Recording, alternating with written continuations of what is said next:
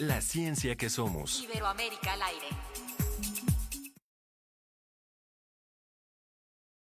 Doctora Carmen Sánchez de Costa Rica. Radio UNAM y las direcciones de divulgación de la ciencia y de las humanidades presentan La ciencia que somos. La ciencia que somos. Iberoamérica al aire. Ansiedad y ganas de tener lo que me hace mal, comiéndose mis sueños y hacerme llorar, perder las esperanzas otra vez.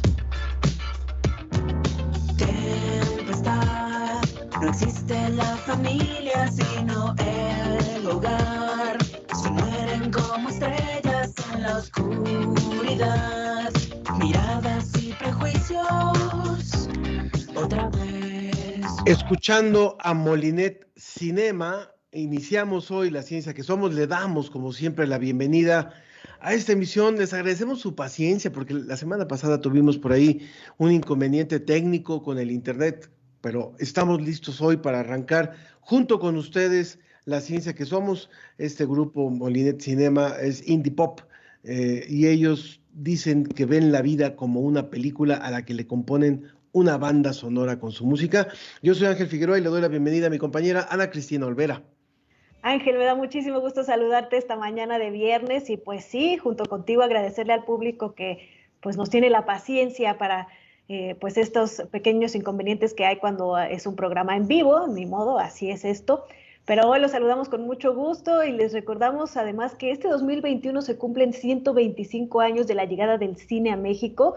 La próxima semana hablaremos de las imágenes cinematográficas que registraron los festejos por los centenarios de la independencia en México en 1910 y 1921. Muchas gracias por su compañía el día de hoy y bueno, ya que sea que nos escuchen en vivo, alguna retransmisión o también por Facebook de La Ciencia que Somos.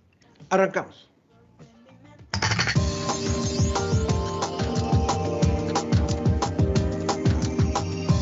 Más allá de ganar o perder, ¿qué papel juega en el deporte la salud mental? Tema que nos deja en la mesa los pasados Juegos Olímpicos, y Rommel Pacheco, junto con otros especialistas de la psicología del deporte, estarán con nosotros. Y la pandemia causada por el coronavirus SARS-CoV-2 continúa. ¿Cuál es el panorama actual de las vacunas, las medidas sanitarias y las nuevas olas de contagio? Quédense a escuchar todos los detalles. Sequías, aumento de temperatura y cambio de estaciones. ¿Cómo reaccionan las plantas a estos cambios?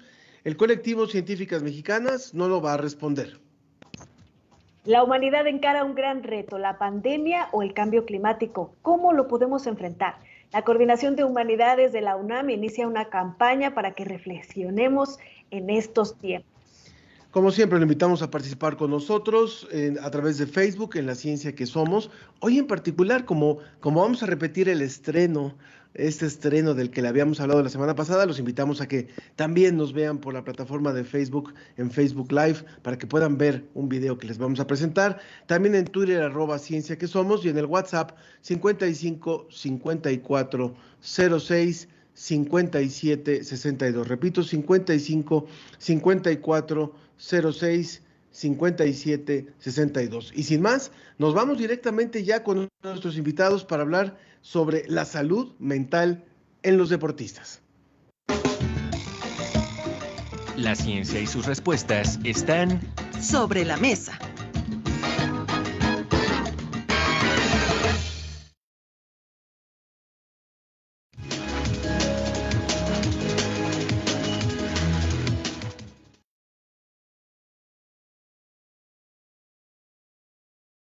Pues gracias por seguir con nosotros aquí en La Ciencia que Somos. Ahora tenemos un tema muy interesante que es sobre la salud mental en los deportistas. Y para platicar de esto nos acompaña el maestro Carlos Vázquez. Él es psicólogo de la Dirección General del Deporte Universitario en la UNAM. También está con nosotros Rodrigo Caguas. Él está en Valparaíso, Chile. Es licenciado en Psicología de la Universidad Andrés Bello, magíster en Medicina y Ciencias del Deporte por la Universidad Mayor. Hizo el máster de Psicología de la Actividad Física y el Deporte en la Universidad UNED en España y está certificado como especialista en coaching deportivo. Muchas gracias por estar con nosotros. Y también, bueno, no necesita presentación, pero está con nosotros Rommel Pacheco, que bueno, es teniente de Educación Física en las Fuerzas Armadas Mexicanas por más de 10 años y licenciado en Administración y Negocios y maestría en Capital Humano por la Universidad Anáhuac y por supuesto clavadista, multimedallista, deportista olímpico. Bienvenidos a los tres, muchísimas gracias por estar con nosotros hoy en La Ciencia que Somos. Muchas gracias, buenos días. Muchas gracias, buenos días, gracias por la invitación. Muchas gracias a los tres. Y bueno, pues gracias, Ana. Y la verdad es que el tema es urgente y es importante de hablar. Se estuvo comentando sobre esto ahora que ocurrieron los Juegos Olímpicos de Tokio. Y a mí me gustaría lanzarles una pregunta a los tres, porque ni Ana ni yo, ni el 99% del público que nos escucha y que nos está viendo en La Ciencia que Somos, pues somos deportistas de alto rendimiento. Entonces, antes de hacer esta entrevista, yo me preguntaba, finalmente, ¿con qué se puede comparar? ¿Con qué compararían ustedes lo que representa el alto rendimiento para poder después entender lo que tiene que ver con la salud mental para quienes no estamos dedicados a ello? O sea, es decir, en otras disciplinas de la vida cotidiana, en otras disciplinas, en otros quehaceres profesionales, ¿a qué se parecería el alto rendimiento a lo que es sometido o al que es sometido un deportista olímpico, un deportista de ese nivel? Lo dejo abierto para cualquiera de los tres, Carlos, Rodrigo o Rommel.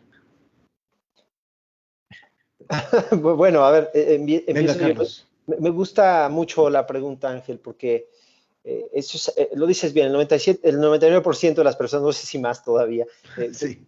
no somos o ya no somos, o tenemos, ya no somos de alto rendimiento para acabar pronto. Entonces, esto lo equiparo y lo he platicado en otros lados, es como si a nosotros, que no somos deportistas, hoy, por ejemplo, a Ángel, a Ana, estuvieran evaluándolos cada mes en su trabajo a nivel internacional y colocándolos y diciendo públicamente si Ángel o Ana es la mejor conductora, la mejor productora, Ángel, Claudia, en fin, y que esto vivas con él todo el día. En términos de evaluación, es importante la evaluación para aumentar el rendimiento en todas las áreas de la vida, pero cuando se vuelve el pan de cada día, es muy difícil cometer errores. Sobrellevarlos. Entonces yo les digo, es como si a ti te evaluaran ser mamá en todo el mundo y que debes de estar cada mes cumpliendo con ciertos roles o el taxista o el albañil o el maestro y que cada mes te estén evaluando y que debas de quedar además en el lugar número 10 del mundo porque si no ya no hay pago. Es súper complicado. Bueno, así lo vería un poquito equiparándolo. ¿Algo que quieran sumar?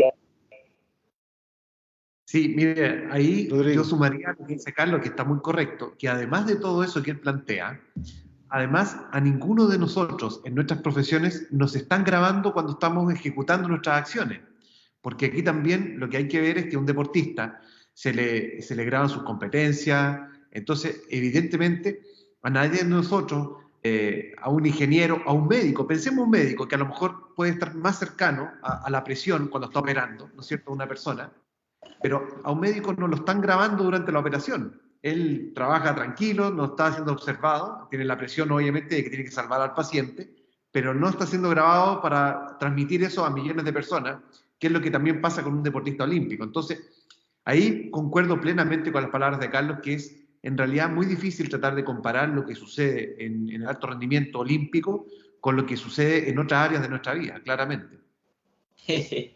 Pusieron la verdad un claro ejemplo, Carlos, de lo que está pasando, pero déjame ahí decirte que a las mamás sí las evalúan todos los días, las otras mamás, entonces es más o menos ahorita las mamás que están escuchando eso, esa presión que sienten con las otras mamás, pero a un nivel obviamente exponencial. Y sí, y si bien ponemos en el escenario todo lo que acaban de comentar, y ahí seguramente todo lo que hablemos el día de hoy, lo voy a adelantar y lo voy a resumir a cuál y cómo poder vencer todas las estrategias que seguramente va a decir Carlos y Rodrigo porque son expertos y porque es un trabajo de muchos años y hay que ser meticuloso. Pero todo se va a reducir a disfrutar las cosas. La presión, el trabajo, el compromiso, el ir a tu trabajo, el ir a entrenar, el ir a operar, el ir a cualquier situación en la que tengas que ir. Lo importante, siempre va a haber presión, siempre van a haber deudas, siempre van a haber comentarios, siempre van a haber cámaras. Resumiendo todo, y a eso vamos a llegar, y lo adelanto para que la gente diga, ¿y cómo vas a aprender a disfrutarlo? Y de eso nos vamos a encargar ahorita, es disfrutar. Entonces, qué bueno que iniciamos con esta pregunta, y sí, es parte de la presión que con la que un deportista vive, pero, pues, en cierto modo... La buscas. La buscas y es lo que te forja, y eso es lo que hace la diferencia, y por eso admiramos a los deportistas, y por eso admiran a los deportistas, porque son esos héroes que te gustaría ser. ¿Cuáles son las técnicas que ustedes como profesionales recomiendan? Y bueno, por supuesto tú, Rommel, pues ya en un consejo ya más desde la experiencia propia, que ustedes recomiendan para justamente deshacerse de todos los pensamientos, ¿no? En ese momento en el que tienes que ejecutar, que tienes que estar en tu deporte, que tienes que hacer un clavado, ¿cómo te deshaces de toda esa carga emocional, psicológica que todos tenemos todo el tiempo? Carlos. Bueno, Rommel. No, que Carlos, me gustó Carlos, Rodrigo y yo. Ok, adelante. Bueno, hay estrategias. Bien lo decimos, siempre tratamos desde chico, voy a tocar un poquito lo que dice Rommel, esto es un trabajo de tiempo. La psicología del deporte normalmente nos llaman un día antes de la final, antes de que se vayan al viaje, una noche antes de que compitan, pero la psicología del deporte va más allá. Por supuesto, el objetivo es ayudarle al deportista a obtener su mejor desempeño deportivo, sin olvidar algo, sin poner desde nuestro punto de vista, que somos trabajadores de la salud mental, sin comprometer la salud emocional. Es una línea bien delgadita que debemos de cuidar muchísimo, porque si bien hoy entendemos que el deportista va a rendir en su máximo nivel deportivo, va a ser cuando este deportista esté a gusto, cuando este deportista esté disfrutando del evento en el que está. Cuando la presión existe a nivel estructural cerebral, el rendimiento no es el que queremos. Entonces, esa presión de la que habla Rommel es algo que el deportista, debe de buscar, debe de querer, se debe sentir, aunque no siempre son cómodos esos escenarios, buscamos que desde muy pequeños, con algunas estrategias muy sencillas, los vamos enfrentando de manera gradual, les vamos dando algunas técnicas de pensamientos, de respiración, hay muchísimas técnicas, para que la persona, en este caso el niño, el deportista, vaya aprendiendo a hacerle frente de manera gradual a escenarios a los que se van enfrentando y que además esos escenarios cada vez más van a ser más complejos, ¿no? Pero es una manera de ir ahí, siempre, lo digo de verdad que retomo esta palabra, siempre tiene que estar el gusto y el disfrute del deportista. Cuando esto se pierde, no hay forma de que el chico continúe, pueda tener un rendimiento, a veces hasta darle un sabático, ¿no? De fin de semana o de un año a veces. Rodrigo, no sé qué opinas tú al respecto. Sí, yo ahí, bueno, va a parecer como que nos pusimos de acuerdo con Carlos antes, porque concuerdo plenamente un poco con lo que él plantea, y a mí me parece que con el tiempo, incluso yo ya he podido ir diferenciando a lo mejor estas dos líneas de trabajo con el deportista, porque por un lado tenemos que hablar de entrenamiento mental, cuando en realidad la labor nuestra se circunscribe a apoyar al deportista para que su rendimiento se optimice a través de, obviamente, la manipulación de ciertas variables psicológicas, reduciendo la ansiedad precompetitiva, trabajando, manejando, gestionando bien sus emociones, el tema de la frustración, etc. Pero por otro lado, claramente tenemos el componente más de salud y entender que el deportista no es una fábrica de medallas, sino que es una persona que también evidentemente necesita ser trabajada y ayudada desde el punto de vista de la persona. Entonces yo creo que ahí es muy importante, porque fíjense que el caso de Simone Biles nos da una luz de también nuestro rol como psicólogos deportivos, de trabajar más el aspecto de la persona, versus a lo mejor el deportista que tuvo un tema competitivo propiamente tal y que a lo mejor no pudo manejar bien la ansiedad en esa última parte de su competencia. Entonces yo creo que ahí habría que diferenciar bien, claramente por un efecto pedagógico, porque en la realidad no es tan diferenciable, entre lo que es entrenamiento mental y psicología del deporte, que es lo que podríamos trabajar más desde el ámbito de la salud. Simplemente, y un segundo más, para comentarles, nosotros en Chile tuvimos un caso tal vez muy parecido al de Simone Biles, que fue con el pesista Arley Méndez, que él es cubano, pero naturalizado chileno, que finalmente él tuvo una situación muy, muy potente, porque él habla de cierta depresión que tuvo al momento de llegar a los Juegos Olímpicos. Incluso él comentó que se habría dopado con marihuana a propósito semanas antes para no asistir a los Juegos Olímpicos. O sea, una especie de sabotaje, en el fondo, para una situación que a él se le convertía en una situación de presión alta. Entonces, evidentemente lo que hemos podido observar es que en estos Juegos Olímpicos ha resaltado mucho más la persona que está detrás del deportista. Y eso es lo que nos ha llamado un poco a la reflexión desde esta línea. A mí me gustaría preguntarle a Rommel también, bueno, si quieres comentar algo sobre esto mismo, pero también en el caso de México, y es algo que es muy importante reflexionar, de las 70 o 70 y tantas medallas que hemos obtenido, aunque sabemos el deportista no es no es una fábrica de medallas, pero solamente unas 9, por ahí 10, han sido en labores de equipo.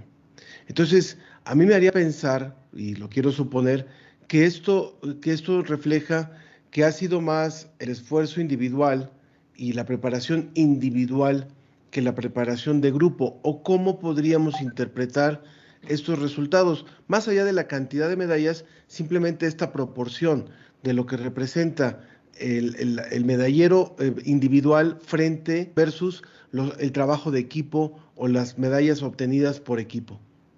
Ok, esto no quiere decir que México es individualista y el refrán del cangrejo que jala uno a otro, que si en cierta medida en toda la sociedad sí llega a pasar eso, pero más que nada es pues ese sentimiento de envidia que tienes que el otro triunfa y tú no. Pero más allá de eso, para clasificar a Juegos Olímpicos, por lo regular, en lo que son deportes de conjunto, no van 20 equipos, no van 50 equipos, van 12 equipos, van 8 equipos, entonces se reduce a tener un mayor nivel dentro de tu continente para ser el número 1 de tu continente para poder clasificar a Juegos Olímpicos. En lo que es individual, pues va un mayor número, van 36 deportistas, 40, 25, eso te da un rango mayor de poder clasificar, entonces pues va más en lo individual. Eso también requiere que pues, haya un mayor nivel. En el tema de clavados, que obviamente es mi tema específico, equipo sería clavados sincronizados. Para poder ir en clavados sincronizados, van los 3 primeros lugares del Campeonato Mundial del año anterior, los 3 primeros lugares de la Copa del Mundo. Si se llega a repetir alguno de ellos, se recorre y solo van 6 parejas más la sede y una extra. O sea, son 8 parejas. La medalla se divide entre 8. En el tema individual, la medalla se divide entre los 12 de la Copa, 12 del Mundial, más, y agregan otros. Somos 26 en Juegos Olímpicos. Divide 3 medallas entre 26, pues obviamente es más difícil. 3 medallas entre 8. Por eso México en clavados últimamente ha tenido resultados en clavados sincronizados, porque tiene buen nivel y porque es mucho más sencillo en clavados sincronizados. Y aparte es mucho más costoso, ¿no? Tenemos, ahora podemos ver en fútbol, son 23 jugadores más todo el staff para ganar una medalla, y en deportes como pesas, pues era la atleta y el entrenador, y con eso das el mismo número de medallas. Creo que hay mucho por desarrollar en nuestro país. Ahorita pues, me han estado preguntando sobre el desempeño, la evaluación, y ciertamente el número de medallas no es un tabulador en general, solo es una arista de lo que puede ser, pero falta mucho en desarrollar en nuestro país de trabajo. Carlos y Rodrigo saben que el tema psicológico es sumamente importante y a veces no se le presta la atención necesaria. No existe un plan maestro del deporte proyectado en 15, 20 y 30 años. Quieren resultados ya. Ahora en Tokio, ahora en París 24, ese es el resultado. Pero de aquí a 3 años, la verdad es que la variación va a ser mínima, no se va a hacer gran diferencia, pero sí tienes que empezar el programa hoy. Capacitación, especialización, investigación en el área tanto de entrenamiento como la parte psicológica de entrenadores, de atletas, de equipo multidisciplinario. Hay un área muy grande en el cual se puede trabajar, pero sí se necesita un gran equipo, empezando hoy, proyectado 20 o 30 años en el Estamos escuchando a Rommel Pacheco, medallista olímpico. También está con nosotros el maestro Carlos Vázquez, psicólogo de la Dirección General de Deporte Universitario, y Rodrigo Caguas, licenciado en Psicología en la Universidad Andrés Bello, desde Valparaíso, Chile, también especialista en Psicología del Deporte. Ana. Para terminar y para extrapolarlo a toda la gente que nos está escuchando, que no somos deportistas de alto rendimiento, pero sí pues nos importa cómo la psicología detrás de los deportes influye en nuestra vida. ¿Qué consejo le darían a la gente sobre cómo practicar un deporte puede prepararnos psicológicamente para otros retos en nuestra vida? Empecemos ahora con Rommel para ir al revés en esta ocasión. El deporte te da muchísimas cosas positivas, entre ellas obviamente el tema de salud, pero el tema psicológico te forja el carácter. Como deportista todos los días tienes retos, todos los días tienes metas que alcanzar y que cumplir y no pospones para mañana lo que puedes hacer. No es, ay, hoy lo hago o no lo hago. Te da ese carácter de disciplina que aunque estés cansado, aunque estés lesionado, aunque el día de hoy no tengas ganas de entrenar, vas porque tienes un compromiso mayor, compromiso contigo, compromiso de querer hacer las cosas bien, compromiso con tu país, y tú sabes que cuando llegues a la competencia, no importa lo que te digan, entrena o no entrena, depende de ti, porque cuando tú llegas a competir, se va a ver reflejado en el resultado. Entonces no es que tú llegues como en un trabajo normal, que tengas que checar tu horario de entrada y de salida, depende de ti. Entonces es un trabajo constante donde fortaleces todas tus capacidades y lo podemos entender como cuando sales a trotar y los primeros 200 metros te estás ahogando y dices, no, hasta aquí, no voy a correr. Y tienes esa voz que te dice, sí, un poco más, una esquina más, y la otra voz que te dice, no, no lo hagas, sí. Y vas en ese juego mental entre sí sigo, no sigo, sí sigo y no sigo. Y conforme te vas dando cuenta, vas avanzando, avanzando, avanzando, y terminas de correr tus 5 kilómetros. Pero es ese juego mental y esa fortaleza y ese diálogo interno que tú tienes donde es sumamente importante para cualquier situación, ya sea vas a emprender un proyecto, un examen, el diálogo interno que tú tienes es lo que hace la diferencia entre si llegas o no llegas, apruebas el examen o no apruebas el examen, llega la medalla o no llega la medalla, te atreves a invitar a alguien a salir o no, pero es lo que tú te dices. Entonces, el deporte fortalece todos esos valores y te ayuda a la vida cotidiana, independientemente de qué es lo que tú quieras emprender, luchar o trabajar. Excelente consejo. Rodrigo.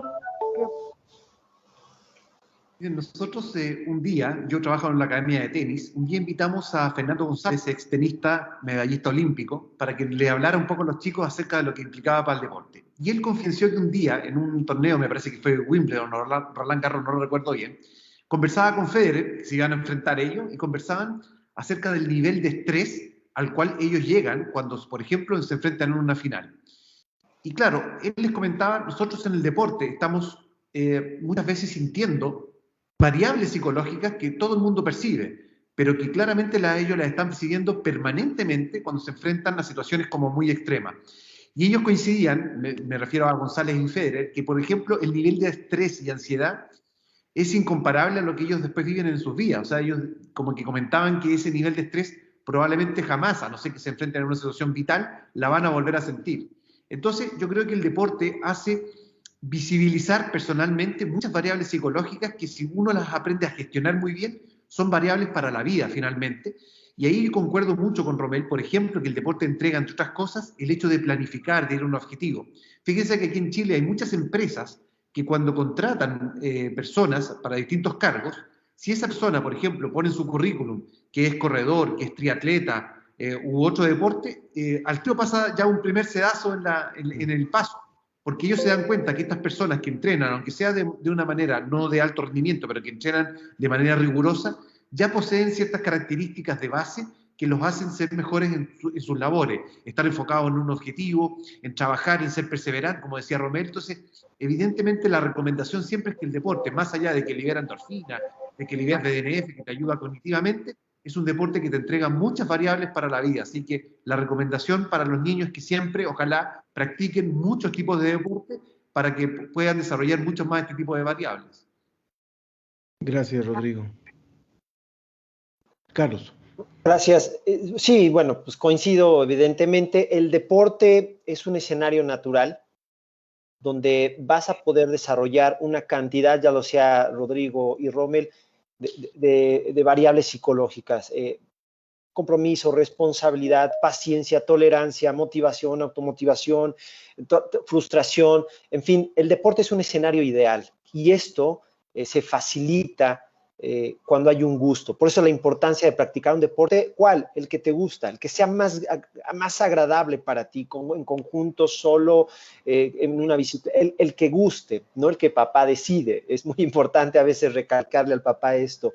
El gusto va a permitir que cualquier ser humano que se acerque al deporte, y el deporte bien encauzado, eso también es importante recalcar, va a favorecer el desarrollo de todos estos aspectos emocionales que de manera natural y de una manera lúdica y divertida el deporte va a forjar y va a formar en todo ser humano.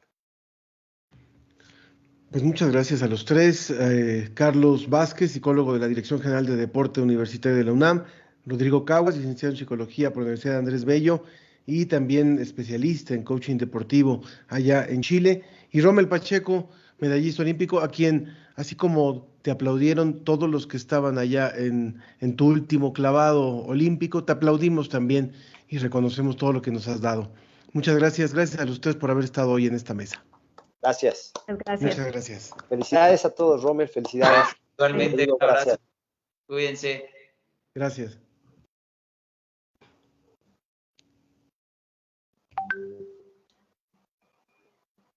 Muchas gracias. La ciencia que somos. Entrevista.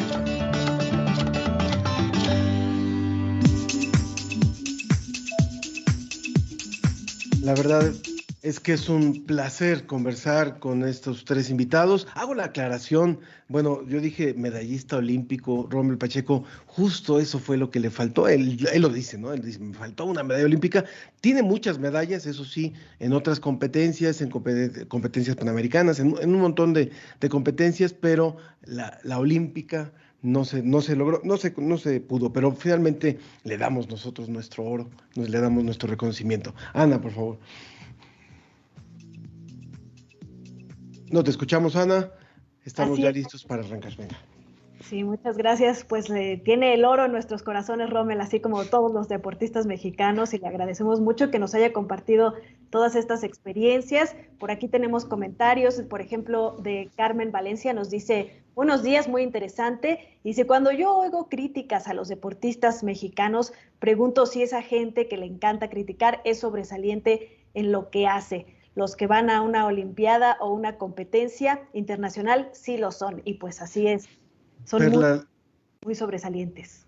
Perla Liz dice, así como el plan sexenal y otros deportivos casi nunca tienen espacio para nuevos ingresos, esto es por la poca apuesta a crecer centros deportivos. Y muy interesante, dice ella, porque existen pocas sedes para practicar el deporte, aún hoy en día no se apuesta a tener mayor potencia al deporte. Bueno, vayamos ya, tenemos listos a nuestros entrevistados y nos da muchísimo gusto dar la bienvenida a la doctora Rosalind Lemus Martin. Ella es doctora en biología molecular por la Universidad de Oxford, y el doctor Héctor Frisby, médico cirujano y ginecólogo por la UNAM, candidato a doctorado en salud pública por la Universidad de Walden en Minneapolis.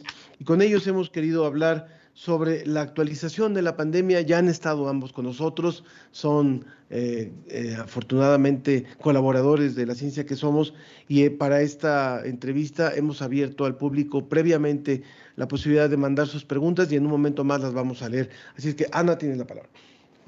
Así es, Ángel. Bueno, pues estamos rebasando los 200 millones de contagios a nivel mundial, más de 3 millones en nuestro país.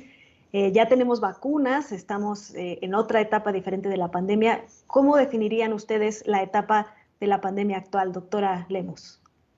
Ok, bueno, estamos en una etapa diferente. ¿Por qué? Porque ahora está la variante Delta, ¿no? Anteriormente, la mayoría de los contagios se daba y la mayoría de los decesos se daba en adultos mayores. Ahora, la mayoría de los contagios se está dando en las personas vulnerables, las personas que no están protegidas, que desafortunadamente son los jóvenes, la mayoría que no están vacunados, ¿no? Y en muchos países se le ha llamado la pandemia de los no vacunados. ¿Por qué? Porque variante Delta, aunque sí puede contagiar a una persona vacunada, raramente, pero está contagiando y está siendo más agresiva en las personas no vacunadas. Por eso se le llama la pandemia de los no vacunados. Por ejemplo, en Estados Unidos aquí se ha dividido incluso el país ya en dos lados, ¿no? En los vacunados y los no vacunados.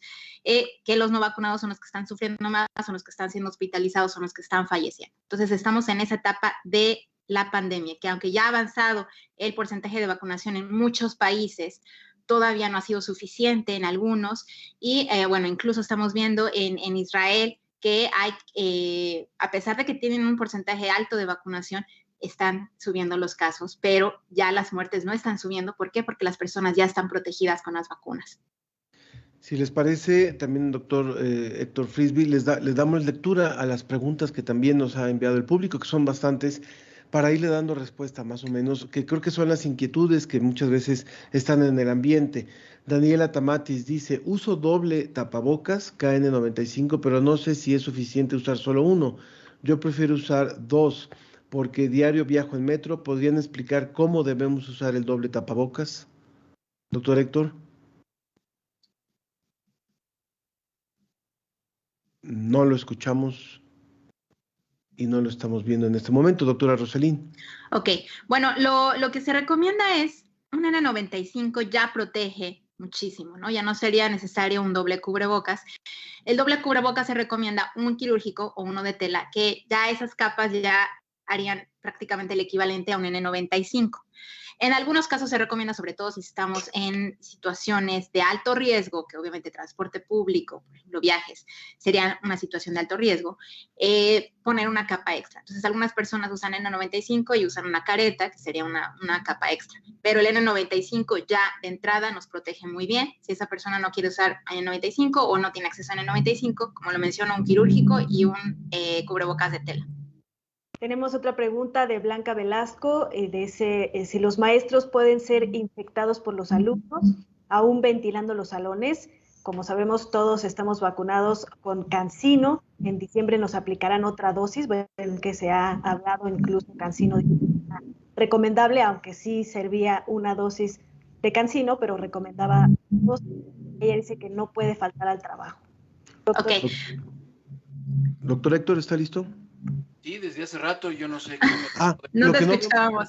No lo escuchamos y no estamos viendo su cámara también, si gustara. Mi cámara está prendida y mi micrófono está abierto, el problema es de ustedes. Bueno, lo escuchamos, doctor. Sí, no sé si ya me escuchan y ya me vean, yo la tengo desde hace rato. Te escuchamos bien, pero no te vemos, solo te escuchamos. Están haciendo travesuras allá en la producción. Bueno, pero venga, lo escuchamos. Roselín, primero, buenos días. Es un gusto siempre platicar contigo. Buenos días, Héctor. Me encanta compartir con gente inteligente y educada en los foros. Igualmente. Como lo explicaba Roselín, efectivamente es solamente necesario un cubrebocas KN95 o N95, cualquiera de esos dos.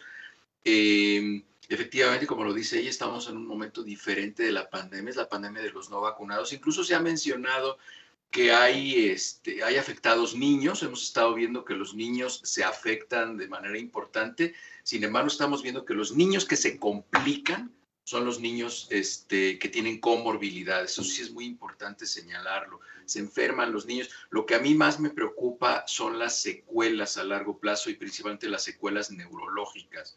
Hay que ver qué es lo que está pasando con esos niños a largo plazo. Esto creo que responde a lo que también pregunta Rosalía Carmona sobre la variante Delta y si los niños son más propensos a contraer alguna variante y cuál es. No sé si esto pudiera aumentar, agregarlo, doctor. Lo que sucede es que ahorita, como lo comentaba Roselín, al principio veíamos que la mayoría de los casos se presentaban en pacientes que tenían comorbilidades, que eran más susceptibles, y esto era porque eran la población de riesgo. Ahora esa población ya está vacunada en la mayoría de los países. Aquí en Estados Unidos, donde Roselín y yo vivimos, es lamentable que el 37% de los adultos no quieran vacunarse por la razón que sea, y ellos no se van a vacunar y tampoco van a vacunar a sus hijos. Entonces las estimaciones llegan casi al 50% de la población, porque si nosotros consideramos al 35-37% de los adultos y a sus hijos, llegamos a un 46% de la población de Estados Unidos que no se va a vacunar, que son 170 millones de personas, que es un poco más de la población total de México. Sí. Y eso lo único que va a hacer es que cada vez que el virus pase de una persona a otra, le ofrecemos el terreno, el contexto al virus para que genere más mutaciones, más variantes, y en una de esas asciende a una cepa diferente, y entonces ahí sí nos vamos a poner a lamentar el no habernos vacunado. Tenemos una pregunta también sobre las superficies. Se ha hablado mucho de si tenemos que actualizar las medidas de prevención, pasar de desinfectar superficies, de utilizar tanto alcohol gel a ventilar los espacios. Dice, ¿el bicho no se contrae tocando las superficies? No lo sé, porque al principio se dijo que vivía hasta días en las superficies. ¿Nos podrían explicar esta información, doctora Roselín? Sí. Bueno, creo que quedó ahí también pendiente una pregunta, pero ahora la respondemos. Con respecto, por ejemplo, a variante Delta, no se ha comprobado que se transmita en más o en un mayor porcentaje en superficies. Entonces, sigamos en el supuesto que teníamos de la CDC, de los CDC, perdón, que el virus es la forma de transmisión es muy rara que sea en un porcentaje muy bajo en superficies. O sea, podría ser que alguien infectado estornudó o liberó gotículas en la superficie y alguien inmediatamente toca esa superficie, se toca la cara. Esa sería la única forma, pero aún así la carga viral es muy, muy pequeña y entonces esa persona se infectaría, pero no se infectaría de gravedad. Entonces, las superficies no hay que preocuparnos más por la ventilación. Y eso sobre todo ahora con el regreso a clases hay que preocuparnos mucho por la ventilación. Sobre lo que decía el doctor Lemus de los porcentajes de población que no se quiere vacunar en los Estados Unidos, ¿cómo podríamos llevar esto a la situación de México? Es decir, ¿cuál sería el porcentaje de la población que está rehusando la vacuna en el caso de México? Es mínimo, en México es mínimo. La población en México está siendo mucho más sensata que en Estados Unidos. Lo que pasa es que se ha contaminado la conversación de la pandemia con política. Yo opinaba ayer y he opinado durante toda esta pandemia, los políticos no deben hablar de salud pública y quienes nos dedicamos a salud pública debemos tratar de no contaminarnos con política. Y ese es un problema que se ha contaminado. Y luego están los movimientos antivacunas, la falta de comprensión. Y esto que comentaba Roselín es un ejemplo muy claro. Cuando nosotros empezamos a hacer, incluso Roselín creo que tiene un grupo que se llama Hablemos Conciencia o Hablemos de Ciencia, que participa en un grupo de muchos científicos, y ellos hablan de ciencia, se dedican a difundir ciencia. Y es muy importante que bajemos la ciencia al conocimiento de la gente, porque si las personas leen, incluso un periodista llega a leer una noticia que dice es que el SARS-CoV-2 se encuentra en las superficies de las mesas hasta 3 días después, sí, pero eso no significa que una persona se puede infectar eficientemente, y eficientemente sería que tuviera riesgo de enfermarse, porque no todos los que se infectan se enferman, de hecho el 80% no se enferman. Entonces es muy importante que nosotros que estamos difundiendo la ciencia, aterrizándola a la población en general, tengamos la capacidad y la habilidad para transmitir el conocimiento de forma que sea certero, sea acertado, pero no transmita miedo, sino que la gente tenga medidas de precaución que los lleven a tener estilos de vida saludables. Doctora Roselín, también nos preguntan acerca de los animales domésticos. Hemos visto también casos de muchos animales, no solamente domésticos, sino incluso en zoológicos que se han infectado. Y Samantha y Nicolás nos preguntan si estos van a ser vacunados contra la COVID-19. Ahora mismo no hay un plan de vacunarse. De hecho, bueno, los únicos que tenían plan de vacunar a los animales, de hecho, eran en Rusia. No se tenía planeado. Pero hasta el momento no se ha visto que, excepto en los bisones, que sí hubo un problema con los bisones en Dinamarca y que se sacrificaron a varios, porque se comprobó que podía, sí, transmitirse de bisón a humano y podría haber ahí un problema con ciertas mutaciones del virus, ¿no? Pero en general los animales domésticos no son un peligro para el humano en términos de COVID-19. Entonces, hasta el momento no se tiene planeado, pero sí Rusia está desarrollando una vacuna. De repente perdimos la señal con la doctora Roselín Lemus. Anda muy travieso el productor. Sí, animales, pero todavía no se ha hablado. Bien. Nos perdimos un pedacito, pero ya la recuperamos, doctora Roselín. Perdón. Ok, ¿sí me escuchan ahora? Ahora sí, perfectamente. Ok, yo creo que fue mi internet. Nos dice Sammy Alvarado si se va a crear una vacuna para esta nueva cepa, supongo que habla de la Delta. ¿Saben ustedes algo de esto? Mira, aquí es muy importante que la persona que está haciendo esta pregunta, perdón que te interrumpa, Roselín, que me meta así. No, adelante. Pero es que yo quiero hacer muy bien la aclaración. Pongan Sí. tres niveles de jerarquización de replicación genética. Primero están las mutaciones. Cuando esas mutaciones llegan a tener cierta relevancia biológica, entonces ya se llama variante. Y ya después, cuando hay una conducta biológica relevante que significa una enfermedad diferente, se llama cepa. Entonces, aquí no hay ninguna cepa diferente. Todas son variantes del mismo virus. No hemos llegado a tener una cepa. Entonces, abusados, incluso cuando hacen preguntas y nos preguntan que la nueva cepa, no hay una nueva cepa. Son variantes solamente. Entonces, si quieres, ahora sí, Roselín, tú contesta la pregunta. Yo nada más quería hacer la No, gracias por la aclaración. Es muy importante la aclaración, Héctor, porque sí se confunde mucho el término cepa con variante y sí, como dice Héctor, todavía no estamos en este punto. El punto cuando estemos en alguna cepa sí hay que preocuparnos que sea una nueva cepa, pero hasta el momento son variantes. Y son variantes, de hecho se dividen en variantes de preocupación y variantes de interés. Variante Delta es variante de preocupación por el grupo de mutaciones que tiene. Y con respecto a la vacuna, Pfizer está desarrollando una tercera dosis que va a ser solamente para variante Delta, pero todavía no está aprobada. Por el momento, todas las vacunas funcionan bien contra las nuevas variantes. Y Pfizer es el único que está desarrollando, que de hecho es más para probar si se puede desarrollar una vacuna en tiempo corto, modificar una vacuna, si surge una nueva variante que sea mucho más transmisible, mucho más peligrosa y que evada mucho más el efecto del sistema inmune, pero hasta el momento todas las vacunas están funcionando bien, protegiendo contra severidad y contra muerte para variante Delta. Bueno, en Estados Unidos ayer se aprobó, ¿no?, que se inoculara por tercera vez a las personas comprometidas con algún problema y también a adultos mayores. Y por acá en Ciencia UNAM nos preguntan si es un buen momento para regresar a clases, por ejemplo, aquí en México. Eso del regreso a clases, yo ya he hablado de ello. Es una opción, a nadie se le está obligando.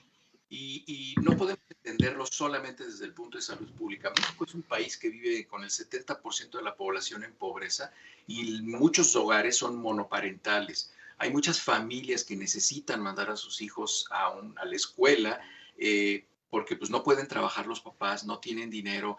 Hay otros niños que están teniendo problemas psicológicos. Ha incrementado muchísimo la tasa de suicidios en menores. Entonces esos niños necesitan convivir con los niños. Aquí la responsabilidad debe ser de las escuelas, de mantener ventiladas los aulas, deben tener detectores de CO2, deben de estar seguros que los sanitarios sirven, que tienen agua, si no necesitan llevar a sus hijos a la escuela, si no los pueden enviar, si pueden seguir con clases virtuales, háganlos, pero la realidad del 70% de la población en México es gente que no tiene la posibilidad de seguir teniendo a los niños en su casa y a nadie se le está obligando. Si lo vemos desde el punto de vista de salud pública exclusivamente, sí es imprudente iniciar las clases, sí lo es, desde el punto de vista de salud pública, pero no somos una esfera de salud pública en circunstancias ideales, somos sociedades y México es una sociedad de gente pobre principalmente.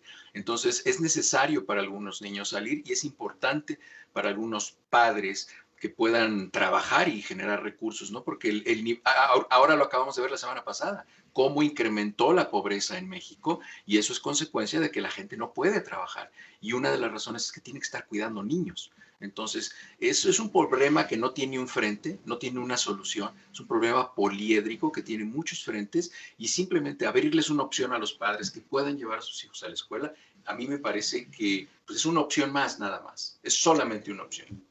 Siempre es un placer conversar con ustedes, doctora Roselín Lemus Martín, doctora en Biología Molecular por la Universidad de Oxford, doctor Héctor Frisby, médico cirujano y ginecólogo por la UNAM, candidato a doctorado en Salud Pública por la Universidad de Walden en Minneapolis. Gracias a ambos por darnos su tiempo y por compartirlo con el público de la ciencia que somos. Gracias. Con mucho gusto. Te quedó pendiente que, si quieres, Roselín, decir algo brevemente. Sí, quedó pendiente una pregunta. De la citoquina, sí. Venga. Sí, no, y quedó pendiente una pregunta que había dicho Ana de un maestro que quería saber sobre la vacuna de CanSino y si estaban protegidos. No sé si tú quieres responderle, Héctor.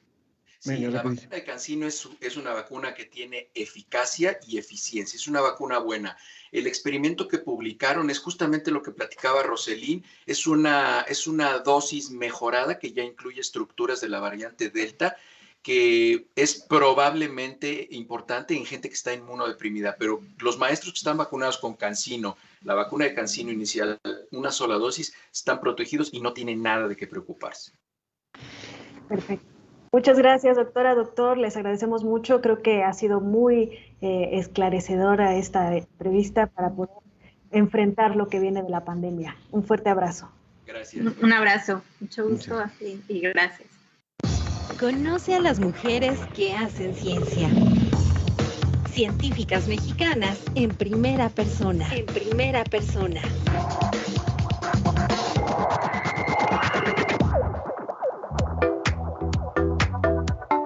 Tenemos de que esté con nosotros en esta colaboración con las científicas mexicanas la doctora Basti Tamara Juárez. Ella es química farmacéutica bióloga por la Facultad de Química de la UNAM, maestra y doctora en ciencias bioquímicas también por la UNAM, y su investigación se centra en el estudio de la regulación genética durante la reprogramación celular en plantas.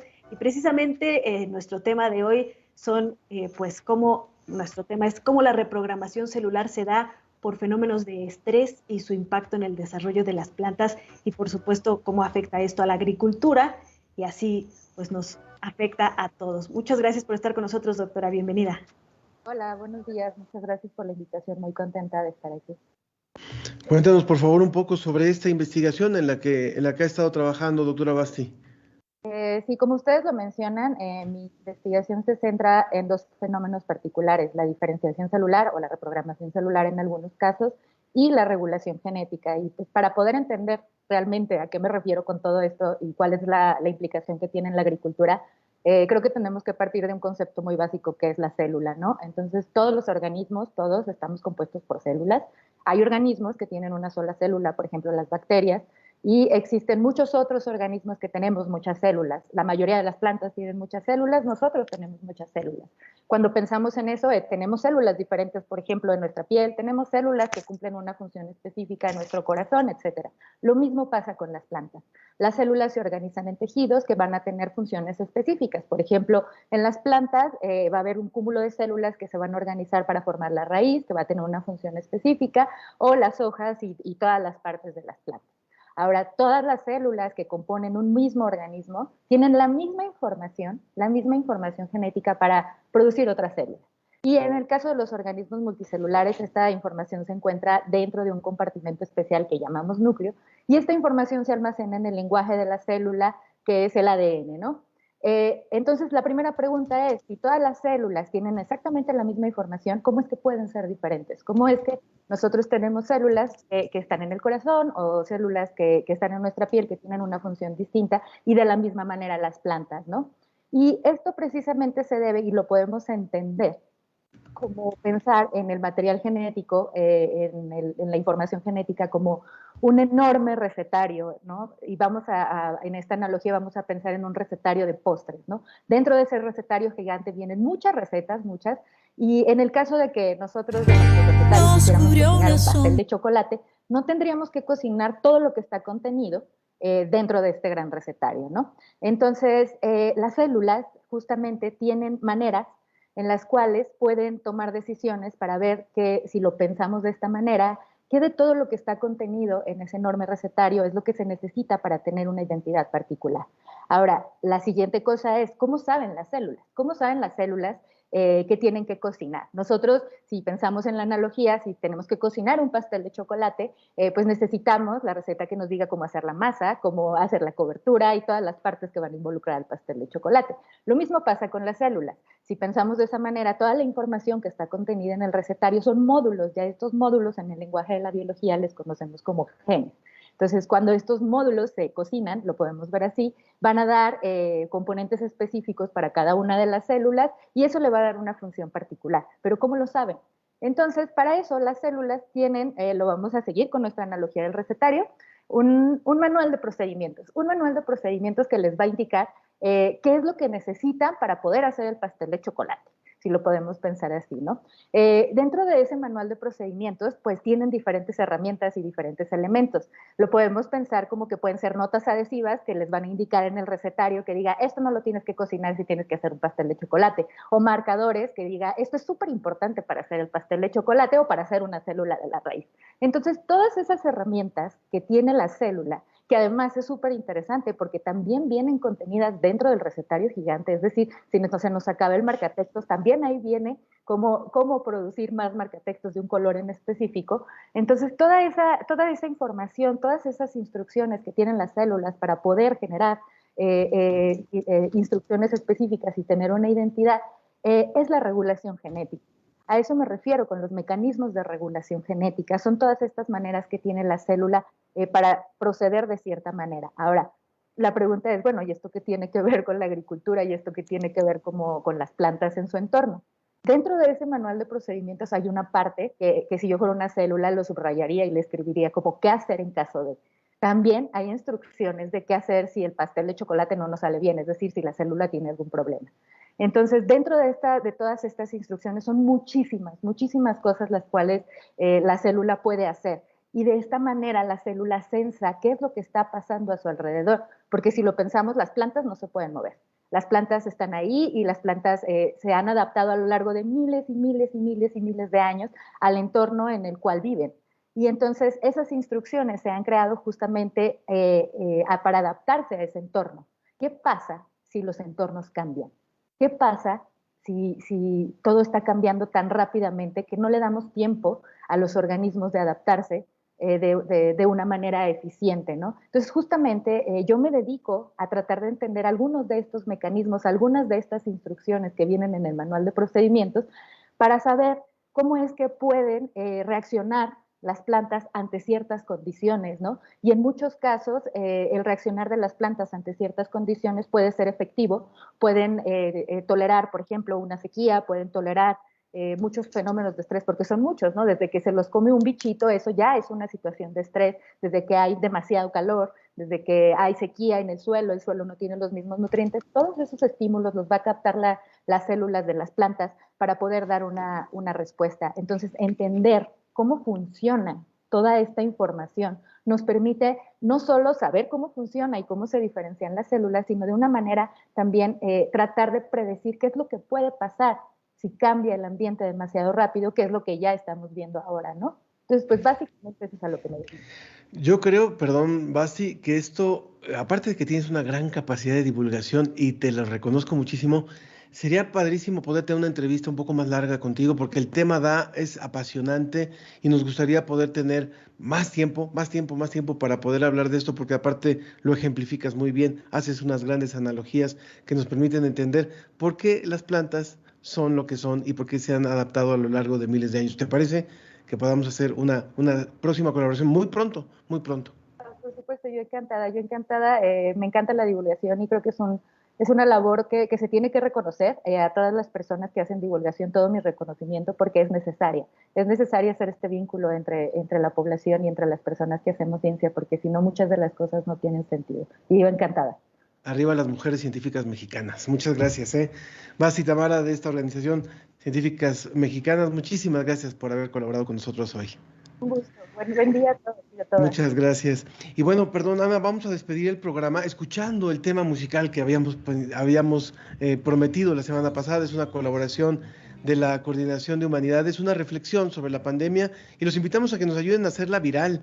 Está en el YouTube de la Coordinación de Humanidades. Ojalá que les guste. Aquí va un nuevo nosotros y de esta manera despedimos hoy la emisión con todos los que hicieron posible, por supuesto, la transmisión. Mi compañera Ana Cristina Olvera, muchísimas gracias.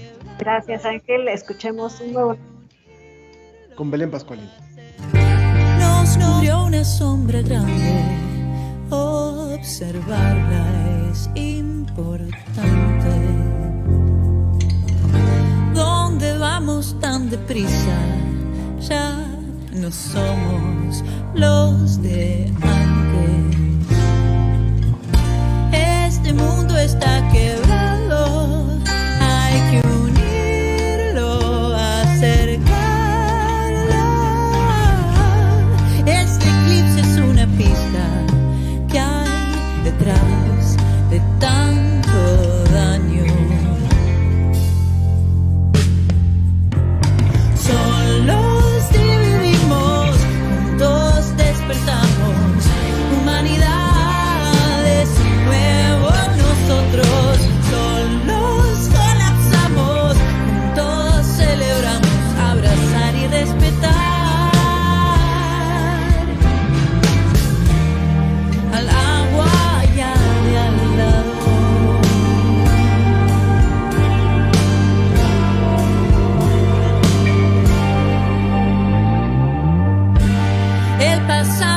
ejemplo.